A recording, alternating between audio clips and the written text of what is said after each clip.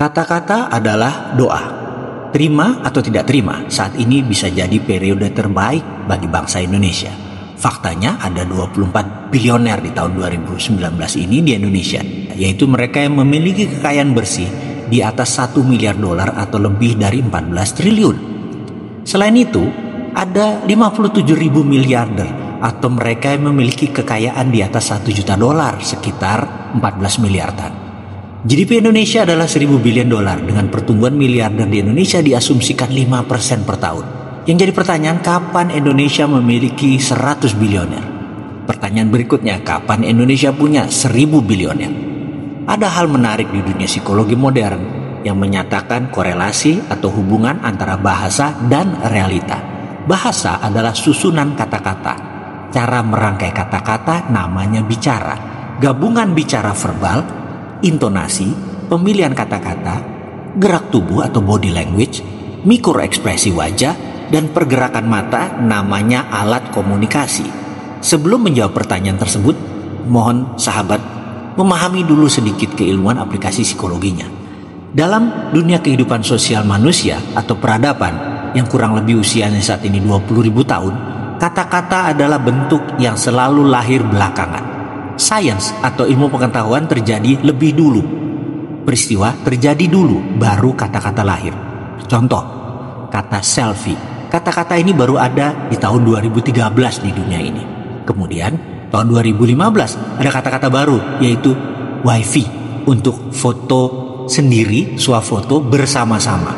Untuk bahasa Indonesia, walau belum masuk kamus bahasa Indonesia, dalam kamus gaul, sudah tercipta kata-kata seperti lebay, alay, jayus, dan banyak lagi.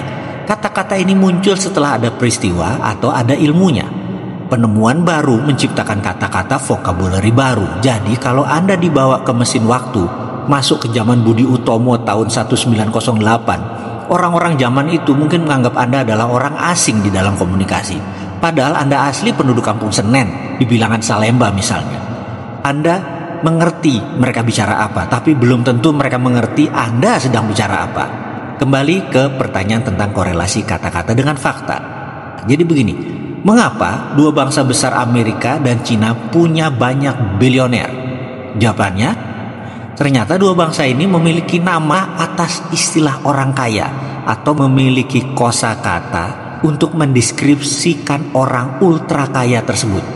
Misalnya, dalam bahasa Indonesia, kita mengenal orang yang sejahtera, yaitu mereka yang bisa menghidupi diri sendiri. Lalu orang sentosa atau mampu menghidupkan diri sendiri plus keluarganya. Lalu orang makmur, yaitu sentosa ditambah sudah memiliki tambahan aset produktif.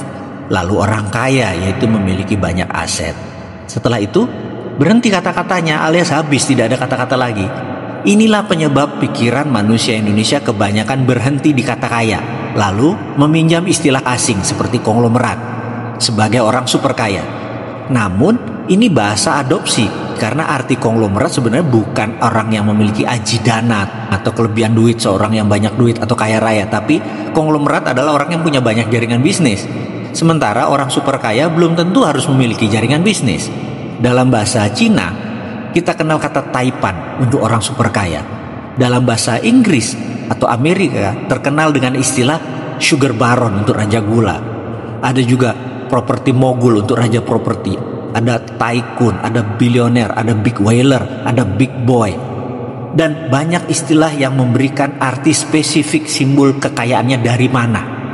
CEO top mereka pun ada istilah dengan nama The Titans, Boardroom, Chamber of Commerce, Kamar Dagang, Bisnis Kartel, dan banyak istilah bisnis ekonomi yang mengartikan kekuatan pasar dan pelakunya. Hal ini tidak ada dalam kamus bahasa Indonesia. Kita baru bisa mengadopsi karena belum ada fenomena tersebut. Namun dalam 10 tahun terakhir, kata-kata baru akan masuk dalam tatanan bahasa Indonesia yang mengartikan ultra kaya, super rich person, pengusaha dengan aset multimiliaran. Kalau perlu, Anda sahabat juga bisa mengusulkan nama, mengusulkan kata-kata yang akan dipakai sebagai pemahaman baku dan baru arti kata kaya tersebut. Dalam keilmuan psikologi, menyambungnya begini. Misalnya kata-kata ini ada dan dipahami oleh akal sehat semua instrumen bangsa. Contoh, super kaya kita beri nama Taipan, meniru 2 miliar manusia di bumi, meniru bahasa Cina. Percayalah, dalam waktu 10 tahun ke depan, para Taipan itu akan jauh lebih cepat kaya hadir di bangsa Indonesia karena banyak yang paham dan masuk dalam pikiran mereka.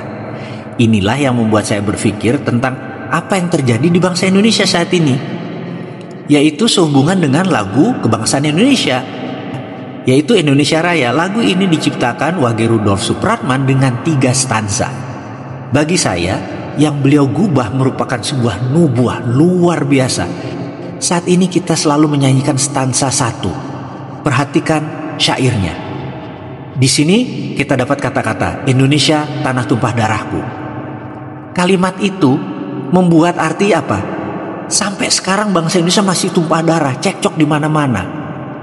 Lalu kata-kata berikutnya, marilah kita berseru, Indonesia bersatu. Ini artinya Indonesia saat ini belum bersatu, masih terpisah-pisah. Karena itu fakta saat ini ya begitu, kita nggak pernah kompak, seakan-akan ribut terus. Stansa 1 ini cocok untuk zaman perang kemerdekaan hingga mungkin tahun 80-an. Seharusnya mulai saat ini Indonesia sudah menyanyikan lagu stansa 2. Coba sahabat perhatikan sebentar. Stansa 2 ini lebih cocok karena ada kata-kata tanah kita yang kaya, pusaka kita semua, mendoa Indonesia bahagia, suburlah jiwanya, sadar budinya. Jadi saya sangat menyarankan kepada pemerintah untuk mengubah Indonesia Raya stansa 2. Dan suatu masa nanti Indonesia bisa masuk stansa 3. Waktunya Andalah yang menentukan. Coba perhatikan gubahan Wage Rudolf Supratman di stansa 3. Indonesia tanah yang suci, tanah kita yang sakti. Di sana aku berdiri menjaga ibu sejati. Indonesia tanah berseri, tanah yang aku sayangi. Marilah kita berjanji Indonesia abadi.